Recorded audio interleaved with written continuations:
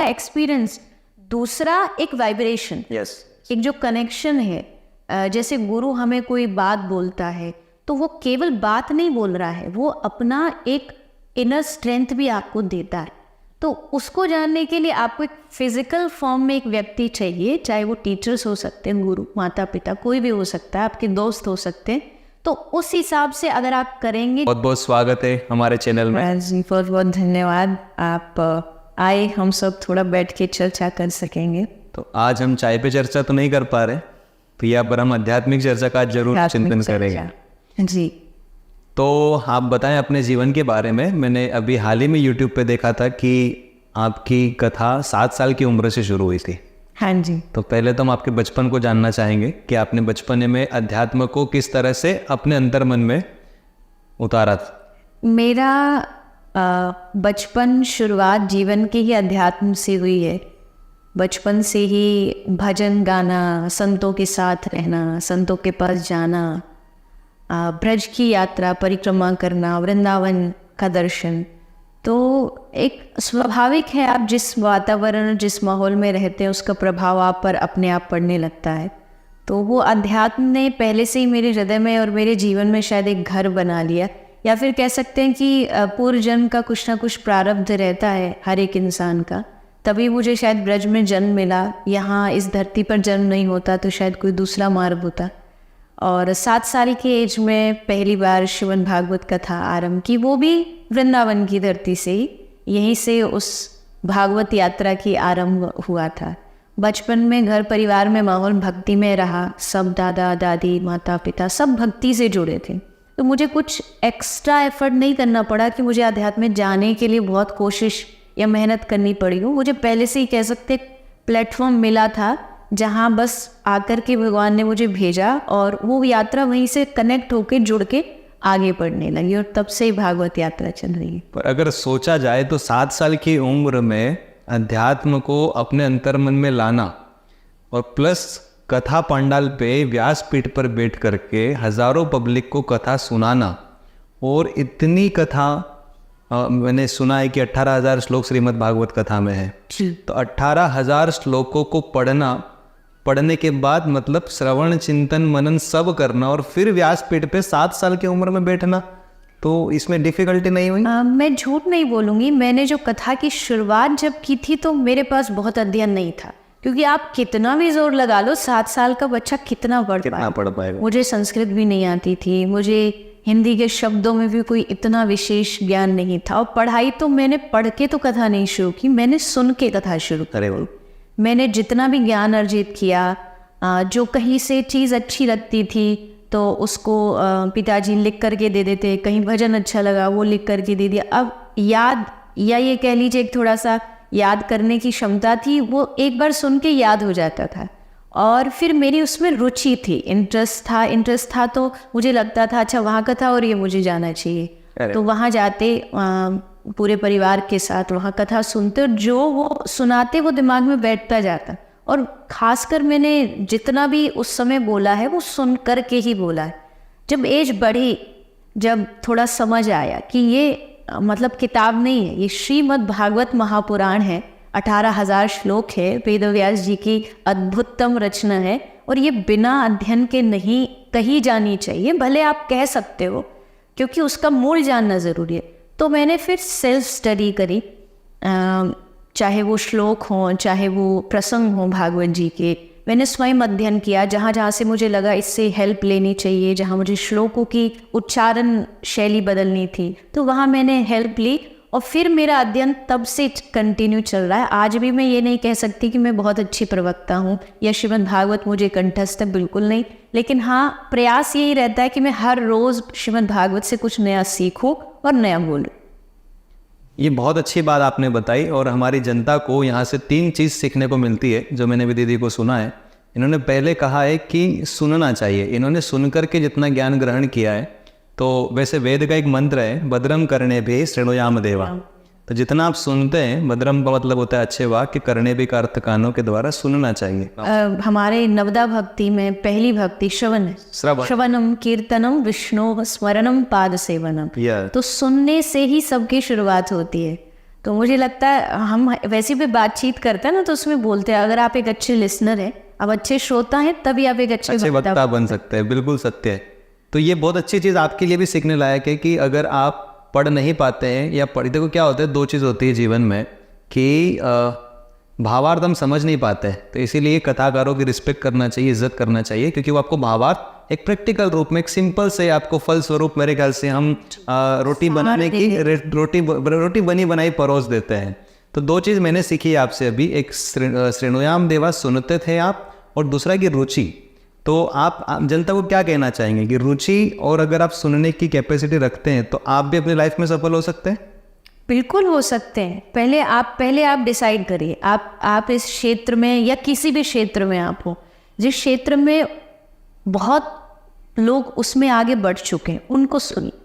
मैं इस चीज़ के फेवर में नहीं हूँ कि आप सबसे जा करके एक्सपीरियंस लेते रहिए। भले आप एक ही व्यक्ति रखिए जो आपको लगता हो कि ये इस आदमी ने बहुत अच्छा नाम किया है, देन फिर उनकी जो बातें हैं उनको आप फॉलो करिए, जो वो आपको बता रहे हैं उसको श्रवण करके आप अपनी लाइफ में इम्प्लीमेंट करिए। और सेकंड चीज़ जो आपने कही, रुचि तो सबसे ज़्यादा इम्पोर्टेंट है। अगर आप कोई भी काम कर रहे हैं, अगर आपका उसमें इंटरेस्ट नहीं है, कितना भी लगे रहो, वो मेहनत के अलावा कुछ लगेगा ही नहीं आपको। दिन रात लगे अरे हाय मैं तो ये हो गया, हाय मेरा तो जीवन बेकार है। अक्सर लोग यही तो बोलते हैं ना, भैया कैसे हो, वो बस दिन काट रहे हैं, समय काट रहे, टाइम पास कर रहे हैं। लेकिन जीवन टाइम पास के लिए तो नहीं है ना, टाइम पास से बहुत ऊपर है लाइफ। अक्सर केवल एंजॉयमेंट के नाम पर, हम टाइम पास के नाम पर सारा जीवन बर्बाद कर देते। लेकिन अगर आपका कोई काम में इंटरेस्ट होगा, रुचि होगी, तो आप उसको 100% देंगे और फिर 100% उससे आउटकम भी अपने आप निकले। मेरा इसमें एक प्रश्न है दीदी कि बहुत सारी जनता एक उनका मेंटर होता है कि मैं जैसे चित्रलेखा जी को सुन रहा हूँ तो मैं उन्हीं को सुन रहा हूँ, पर कभी कभी जो श्रोता होते हैं वो गलती कर देते हैं कि वो कमियां ढूंढना शुरू कर देते हैं। तो आप उसके बारे में क्या बोलना चाहेंगे? इंसान में कमी नहीं होगी तो किस में हो? अगर आप किसी को मेंटोर मानते हो तो है तो इंसान ही ना, भगवान नहीं है वो। अगर अध्यात्म की भाषा में कहूँ तो गुरु में भी हम क्या करते हैं, यही तो करते हैं कि हम पहले उनसे दीक्षा ले लिया, नाम मंत्र ले लिया, उसके बाद कोई कमी होना स्वाभाविक है, क्योंकि मानव जीवन पाके कोई भगवान नहीं बन सकता है। गलतियाँ होंगी, लेकिन मेरा काम क्या है, मैं शिष्य हूँ। दुनिया भले उनमें गलती ढूंढे, ठीक है, लेकिन एक शिष्य होने के नाते, एक स्टूडेंट होने के नाते मेरा कर्तव्य है कि मैं उनकी सिर्फ अच्छाइयों पे फोकस करूँ। अगर आप वहाँ अपने गुरु में, अपने मेंटोर में गलतियाँ ढूंढने लगे, सब खत्म, क्योंकि वहाँ ये एक प्रकार का बहुत बड़ा अपराध भी है। तो उस अपराध के कारण आपके पास जो भी नॉलेज है, जो ज्ञान है, भक्ति है, वो सब खत्म हो जाएगी, क्योंकि वहाँ आपने उसमें गलतियाँ, विश्वास से खत्म हो जाएगा। इससे बचना चाहिए। जितना आप बचोगे आपको लगेगा हाँ अच्छाई ढूंढिए। हर इंसान में 50-50% दोनों चीज़ होती हैं। कोई उसको थोड़ा परसेंटेज बढ़ा लेता है, कोई 80 अच्छाई ले जाता है, उसको पकड़ेंगे तो हमारे जीवन के लिए। पर इसमें बहुत सारे व्यक्ति क्या करते हैं कि गुरु करते हैं वो करते हैं। मैंने कहीं पढ़ा था कि गुरु कहे वह करो, गुरु करे वो मत करो। तो गुरु अगर कोई गलत काम कर रहा है उसको छोड़ दो, अच्छे काम भी तो कर रहा है। बिल्कुल। तो आप ऑडियंस को क्या कहना चाहेगी कि आप अगर जिस मेंटर को मानते हैं, क्या एक ही मेंटर होना चाहिए या आप जगत में हर किसी से कुछ सीख सकते हैं, पशु पक्षी से, जलचर से, या आप किसी को भी गुरु बना सकते हैं? किसी को भी बना सकते हैं। भागवत का उदाहरण है, भगवान दत्तात्रेय 24 उन्होंने गुरु बनाए थे, शिक्षा गुरु। कई प्रकार के गुरु होते हैं। एक होती है दीक्षा। दीक्षा मतलब ये जो माला मुझे मिली है, कान में मंत्र दिया, संप्रदाय है, भगवान इष्ट, वो एक होता है, वो आप 10 नहीं बना सकते। लेकिन शिक्षा मतलब कोई भी अच्छी चीज़ आप किसी से भी कहीं से भी सीख सकते हैं। इस माइक से, इस पत्ते से, कि कोई भी चीज़ दुनिया की आपको कुछ ना कुछ अच्छा ही ज़रूर देती है। अक्सर हम कहते हैं ना, कोई भी दुनिया की चीज़ बेकार नहीं है। बंद घड़ी भी दिन में कम से कम 2 बार सही समय तो दिखाई देती है। बिल्कुल सत्य। तो फिर इस दुनिया में कोई चीज़ बेकार नहीं, यूजलेस नहीं है, उसका कोई ना कोई यूज़ है। आपको आना चाहिए उसका सही यूज़ करना। दत्तात्रेय जी की कथा मैंने भी पढ़ रखी थी। मैंने एक श्लोक वहाँ से मैंने सुना था, मुझे याद है थोड़ा बहुत श्लोक। तो जनता को वहाँ से भी एक चीज़ सीखने को मिल सकती है कि शुकवद भाषणम कुर्यात बकवद ध्यानम आचरेत अजवर्चनम कुर्यात गज स्नान माचरेत। मैं इसको फॉलो भी करता हूँ कि शुक की तरह मुझे अगर कहीं माइक मिल जाता है तो मैं बोलना शुरू कर देता हूँ। बगुले की तरह ध्यान रखना शुरू कर देता हूँ, बकरी के समान भोजन को आराम से चबा के खाता हूँ और हाथी की तरह नहाता हूँ, तो आप अपने जीवन में बहुत सारे गुरु बना सकते हैं। चाणक्य नीति का भी एक श्लोक आपने सुना हो, या वो काक चेष्टा बको ध्यानम स्वान निद्रा तथैव च अल्पहारी गृह त्यागी विद्यार्थी पंच लक्षणम। इसके बारे में आप क्या कहना चाहेंगे कि विद्यार्थी को कैसा होना चाहिए? विद्यार्थी कौन है, उसकी परिभाषा क्या है? देखिए, अब वो जो चाणक्य ने कहा वो तो मैं बिल्कुल मानती हूँ, उस बात से सहमत हूँ, पर अपने विचार से मैं कहूँ तो एक विद्यार्थी, मेरी नज़र में विद्यार्थी का अगर कोई समानार्थी शब्द कह सकते तो वो कह सकते जिज्ञासा। जब तक आप जिज्ञासु हो तब तक आप विद्यार्थी हो। भले आप 80 से 90 चाहे 100 ईयर्स के भी आप हो जाओ, अगर आपके मन में चाहे ना मुझे ये सीखना है, मुझे ये करना है, तो आप विद्यार्थी हो। आप 100 साल की एज में भी विद्यार्थी हो। विद्यार्थी जीवन में आजकल क्या है, स्टूडेंट लाइफ की अगर हम बात करें, एक तो बच्चों के पास पहले क्या होता था कि वो मेंटोर के पास जाते, टीचर्स के पास जाते थे, बड़ों के पास, दादा दादी, अध्यात्म का प्रश्न है तो दादा दादी मम्मी पापा उनसे पूछते थे। आजकल गूगल से आपको प्रश्नों का उत्तर मिल जाएगा, लेकिन एक्सपीरियंस नहीं मिलेगा। yes, अनुभव नहीं मिलेगा। अनुभव के लिए आपको, जैसे कहते हैं ना, पानी अगर भरना है तो मटके को खाली रखना पड़ेगा, खाली रख के नल के नीचे रखना पड़ेगा। आप नीचे बैठ कर के जब किसी बड़े से, गुरुजन से जब आप पूछते हैं तो एक तो मिलता है एक्सपीरियंस, दूसरा एक वाइब्रेशन, एक जो कनेक्शन है। जैसे गुरु हमें कोई बात बोलता है तो वो केवल बात नहीं बोल रहा है, वो अपना एक इनर स्ट्रेंथ भी आपको देता है। तो उसको जानने के लिए आपको एक फिजिकल फॉर्म में एक व्यक्ति चाहिए, चाहे वो टीचर्स हो सकते हैं, गुरु, माता पिता, कोई भी हो सकता है, आपके दोस्त हो सकते हैं। तो उस हिसाब से अगर आप करेंगे, जिज्ञासा रखेंगे, आप हर बार कुछ ना कुछ जानने की कोशिश करेंगे, तो आप एक सच्चे विद्यार्थी। दीदी की बातों से एक चीज़ मुझे लगती है कि अनुमान गलत होता है, अनुभव कभी गलत नहीं होता। तो अनुभवी व्यक्ति आपको कभी गलत मार्गदर्शन नहीं दिखाते।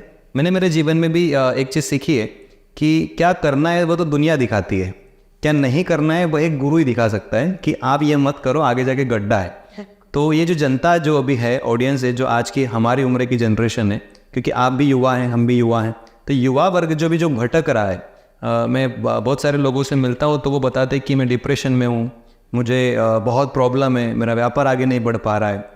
तो ऐसी क्या गलती वो कर रहे हैं जो उनको नहीं करना चाहिए? बहुत सिंपल गलती कर रहे हैं। जाना दिल्ली है पर रोड पकड़ रखा है कोलकाता का। ओके, मतलब इसलिए मंजिल भी गलत पकड़ रहे हैं, रास्ता भी गलत पकड़ रहे हैं और उस गलत रास्ते की ओर भागे जा रहे और भटकते जा रहे हैं, क्योंकि वो 10 लोगों की वो रास्ता जाता ही नहीं वहां पे जहाँ वो जाना चाहते, और 10 लोगों की सुन रहे हैं। बिल्कुल सुन करके केवल सुन नहीं रहे, उससे अपनी लाइफ में इतने ज्यादा, किसी ने ये बोल दिया तो ये करने लगे, कैसे बोल दिया, ये बोल रहे हैं, इन्होंने कहा तो चलो कर देते। ऐसा नहीं होता। आपको भगवान ने अपना बुद्धि दी है और बुद्धि में विवेक दिया। विवेक श्रीमद हमारे रामचरितमानस में गोस्वामी जी कहते, बिन सत्संग विवेक न होई, राम कृपा बिन सुलभ न सुगई। तो विवेक जो होना चाहिए ना बुद्धि में, वो बहुत जरूरी है, क्योंकि वो आपको सही और गलत का निर्णय लेने में मदद करता है। और वो कहाँ से मिलेगा? बिन सत्संग विवेक न हुई, बिना सत्संग के नहीं मिल सकता। जब तक सत्संग, माने मैं ये नहीं कहती कि जो सिर्फ एक पंडाल में होता है, 1000 लोग बैठे एक बोल रहा है, वो ही सत्संग नहीं। सत्संग यहाँ भी हो सकता है। सत्संग आपके अपने परिवार में हो सकता है, 2 लोग बैठ जाएं, कुछ अच्छी बातें कर रहे हैं, अच्छा हमको उसकी मदद करनी चाहिए, ये सत्संग है। अब जहाँ कोई एक सकारात्मक विचार आ गए, वो ही सत्संग है। तो उस सत्संग से दूर हो गए आज के युवा और गलत डायरेक्शन में भाग रहे हैं। जैसे कहते हैं ना, जो चीज़ जहाँ खोई है वहाँ खोजोगे तो मिलेगी, गलत जगह पे ढूंढोगे तो नहीं मिलेगी। अब आज के बच्चों को क्या लग रहा है, पार्टीज में जाएंगे तो वहाँ हमको परम सुख, परम शांति मिलेगी। वहाँ गए, वहाँ मिला, 1 घंटे के लिए नाचे गाए, 1 घंटे उन्होंने नशा किया, सब कुछ किया, और घर जैसे आए, घर आते फिर निराश, फिर डिप्रेस। तो कारण क्या है? क्योंकि गलत जगह गए थे। अगर वही वो किसी अच्छे स्थान पर मंदिर में जाते तो केवल वो 1-8 घंटे नहीं रहता, वो उनकी पूरी बैटरी को चार्ज कर देता। वो एक लॉन्ग टर्म के लिए चलता है। अध्यात्म कोई इंस्टेंट चीज नहीं है कि आपके लिए 1 घंटे का, आयुर्वेदिक जड़ी बूटी है। आयुर्वेद धीरे धीरे आपको समय लगेगा, लेकिन आपको एक लंबे टर्म के लिए आपको सुख मिलेगा, आनंद मिलेगा। तो उसके लिए ज़रूरी है कि युवाओं को सही दिशा में चले,